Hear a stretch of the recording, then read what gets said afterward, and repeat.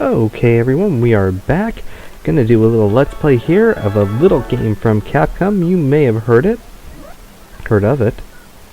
Here we are, some futuristic copyrights, all rights reserved. To what game? Megaman! Megaman X to be specific. The first Mega Man game for the Super Nintendo Entertainment System. Ready? Let's go! This is set at least 30 years in the future from the final Mega Man game, which actually hasn't been made yet. But it's 30 years at least after the end of the the final battles of Mega Man and Dr. Wily and everything else. You play as Mega Man, of course. He's our charming blue boy. If you've never played a Mega Man game before, I don't know what's wrong with you. They're all great in their own ways. The X series is a direct continuation of the original, as is implied. This is actually... Mega Man X is not a futuristic version of Mega Man. No, he is a completely separate robot that just happens to share Mega Man's name. Oh, try not to die here, because that would suck to have happen. Anyways.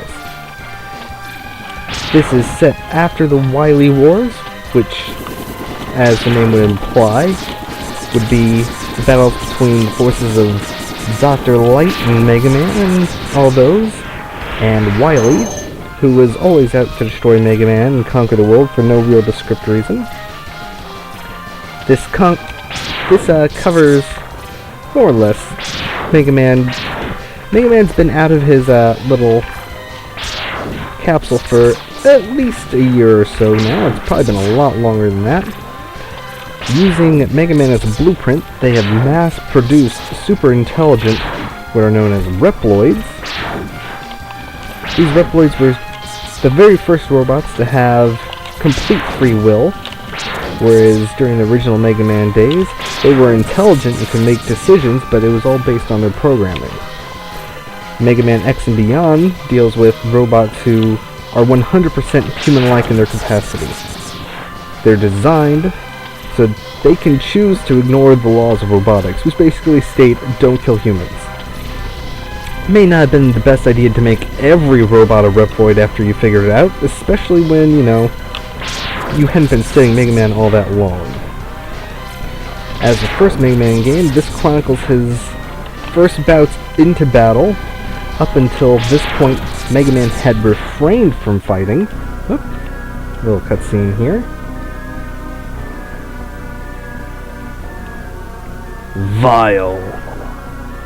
One of the first Reploids to go quote-unquote maverick. Oh! This is an unwinnable fight, so we're just gonna sit here and let them pound on us. That's okay. We're making them dance. Dance for me! Oh!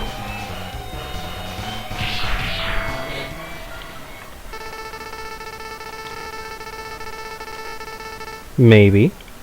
Why couldn't I? Huh? Huh? Oh, you didn't think of this. You weren't expecting this. BAM! My girlfriend just shot you. Damn, she's hot. Look at those boobs. Oh yeah. Yeah.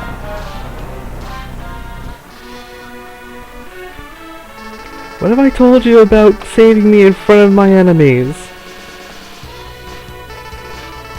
X, I'm actually a dude. That handjob, kind of gay.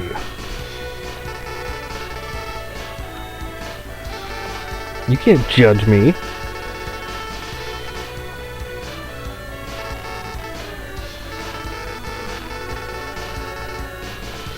Yeah. But yes, that goes on to further this point.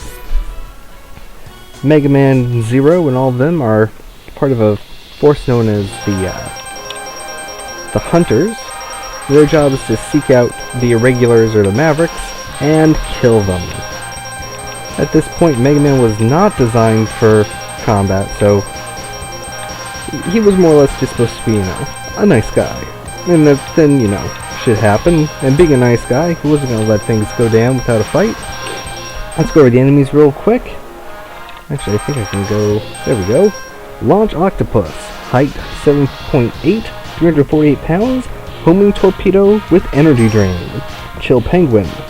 5.34 feet, 237 pounds. Shotgun Ice and Sliding. Flame Mammoth. 10.5 feet, 719 pounds. Fire Wave, Oiling, and Jump Press. Boomer Kwanger. 7.93 feet, 206 pounds. Yada yada yada. Sting Chameleon, probably one of the hardest ones to fight, also a jerk. Spark Mandrill. Yeah. Storm Eagle, 8.2 feet, 275 pounds. Storm Tornado and Diving. Armored Armadillo, also a jerk. This is probably the easiest boss to fight, but only after we've gotten the dash boost. So the first thing we're going to do is we're going to go fight Chill Penguin.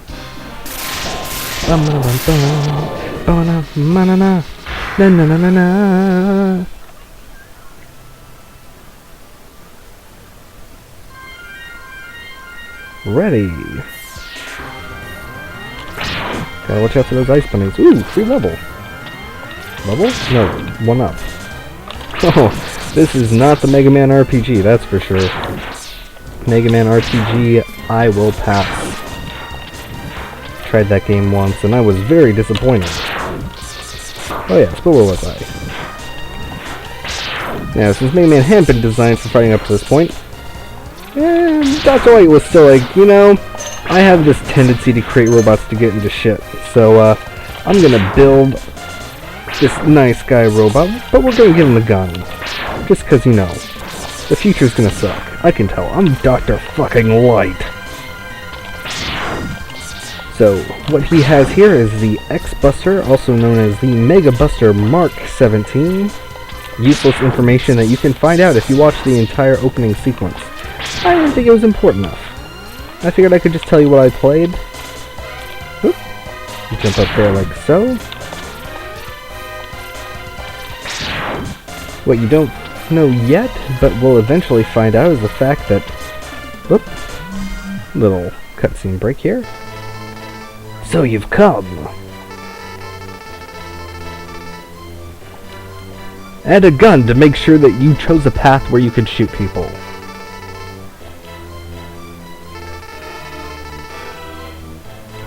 Oh, Dr. Light, you always liked Mega Man fight. Admit it. You and Dr. Wily didn't have a real fight. You didn't have any real thing against each other. You just wanted to have a thing to bet against. Robo-battling was outlawed. They look too human.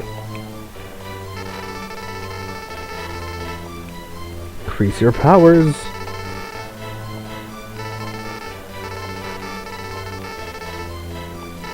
And this is why it's very important to go to this stage first, because unlike future Mega Man X games where you start with the basic ability dash, in Mega Man X1 you do not. And because you don't start with it, you have to get it early. Because the dash makes this game.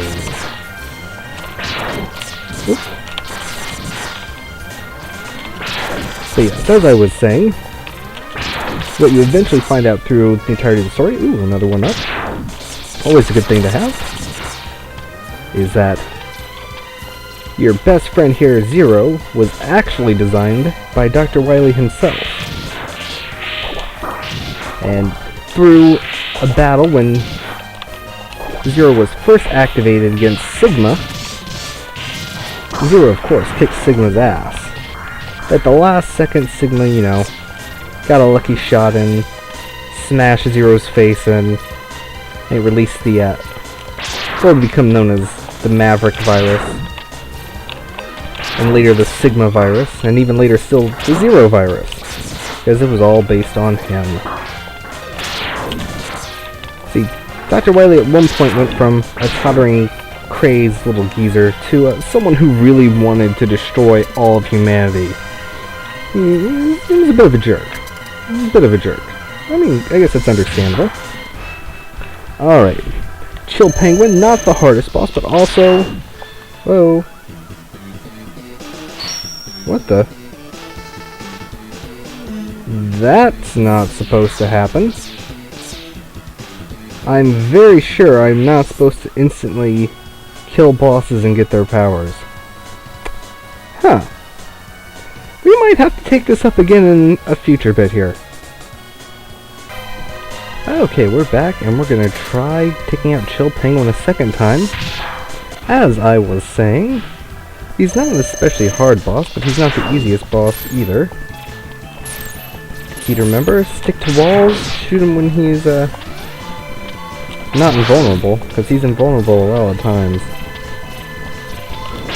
Whoa. Whoa. That wasn't good. Wasn't expecting to do it the other way. Oh, and now I have to sit here and wait for him to get tired of doing that. There we go.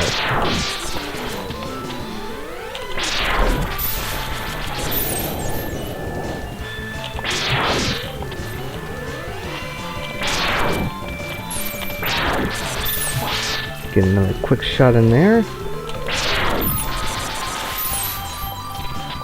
Just wait for him to stop shooting and BAM! Like I said, not a particular hard boss, one way or the other. Get a couple quick shots in.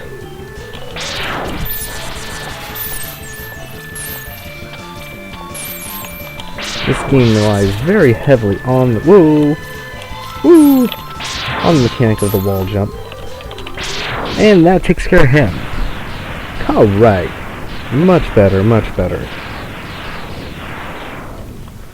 Now that I can actually show you how the boss fights are supposed to go. Oh, glitches are fun, aren't they? Whoosh-wing! And here we have the Shotgun Ice. This is Spark Mandrill's weakness, and despite it being his weakness, we are not going to his stage next. No, I have other plans. Thank you for watching, and have a good night.